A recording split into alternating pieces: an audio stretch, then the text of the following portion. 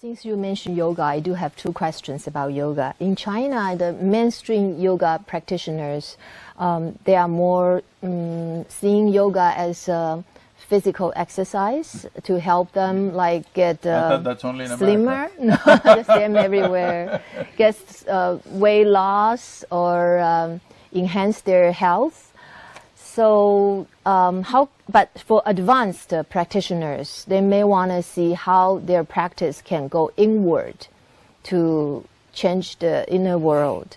So do you have any suggestion on that? How do you do yoga from outward to inward? The word yoga means union. Are you breathing right now? Yes. You are. But most of the time, most human beings are not conscious that they're breathing. Breath means, on one level, you're in union with the rest of the atmosphere. That's what it means. If you breathe, you're breathing in the world in many ways. Today there is substantial evidence to show there is enormous memory in the air that you breathe. It has gone through so many things, everything is there in some sense. So, when you breathe, you're in union with the atmosphere around us. When you eat, you're in union with the earth which you walk upon. When you drink water, you're in contact with everything around you. But it's not in your experience. If, for example, if you were conscious, what you exhale, these trees are inhaling. What they're exhaling, you're inhaling. Suppose you were conscious, not in your mind, not as a thought, but as a living experience. You understood, you experienced that one part of your lungs is actually the tree.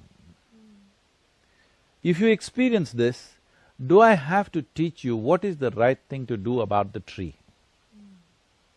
Do I have to tell you? No. No. In United States, generally these things are referred to as woods because they need furniture at home. Their homes are built with wood, so they need wood. So whoever came here first, they saw the tree and they called it a wood. If you had no compulsions of furniture, if you really looked at a tree and inhaled what the tree is exhaling, you would see it as a part of your life. And it is. Will you realize this after all the trees are gone and your life is going? Or will you realize it now? This is the question. This is not just about… I'm not talking ecology, I'm talking about fundamental life-making material. The water that you drink, the air that you breathe, the food that you eat, the earth that you walk upon, these are all life-making material. This is your life, spread out there. When you gather it, you think it's me. When it's thrown around, you think it's not you. Yoga means you experience everything as yourself. Or in other words, breaking the boundaries of your physical boundary that you are in. But now, a whole lot of people are using yoga to consolidate their boundary. They think they're doing yoga to build abs. Instead of opening up the boundaries of your body, you're trying to consolidate the boundaries of your body. This is like using an airplane to dig into the earth. You know, if you want to dig into the earth also, there are borers which rotate.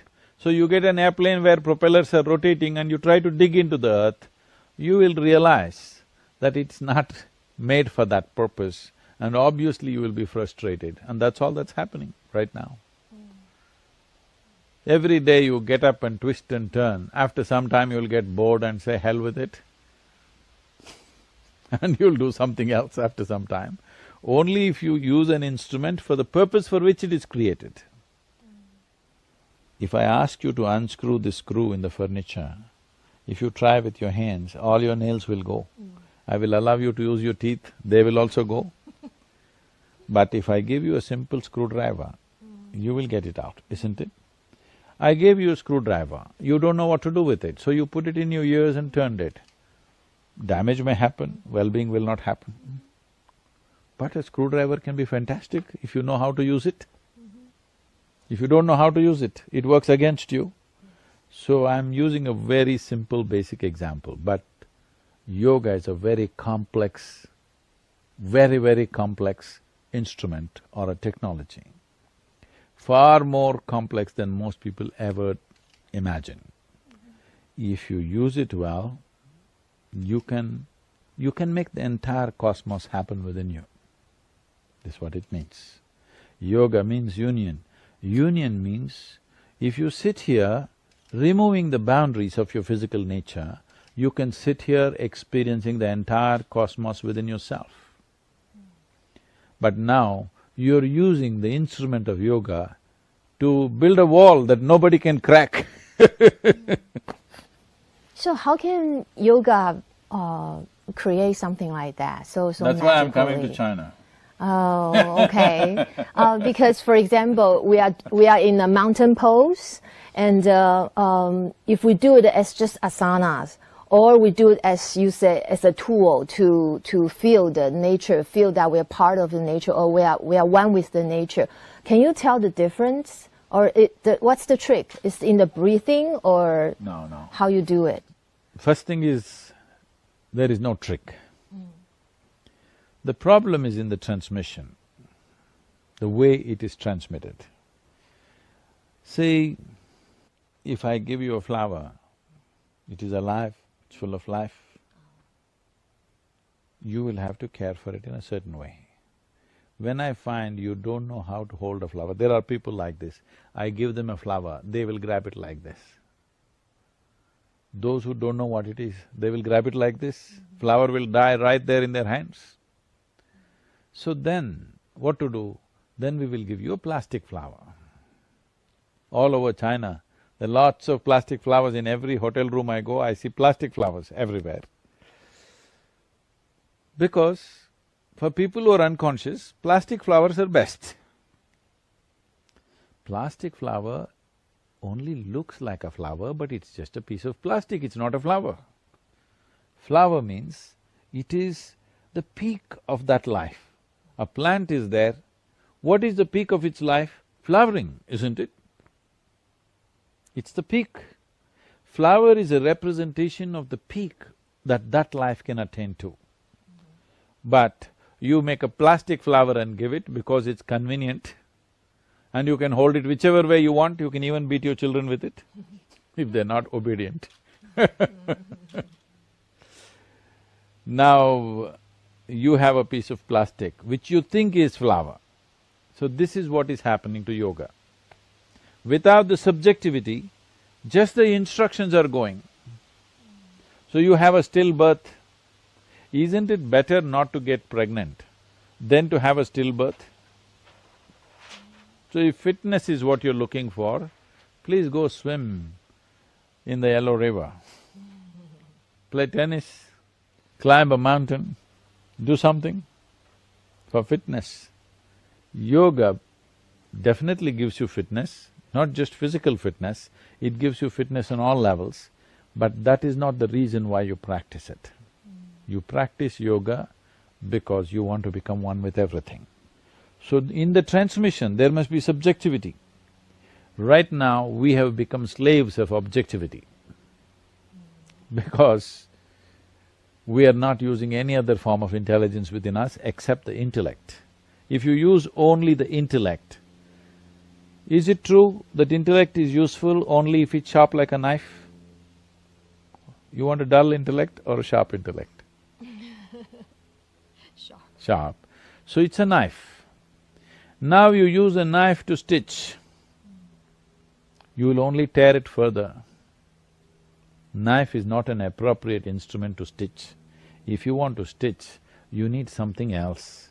But now you're using a knife to stitch, it's not going to work. So, yoga, unfortunately, is going through this phase around the world that only the physical aspect, a stillborn child is being delivered. People think they got a baby.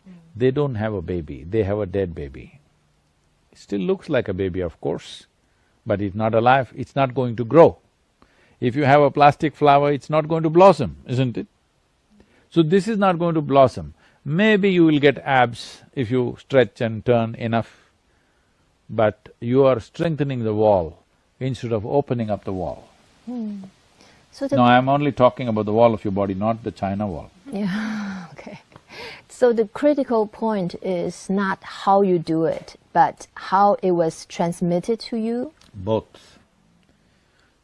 It is equally important. How it is transmitted is vital, but how you receive it is also important.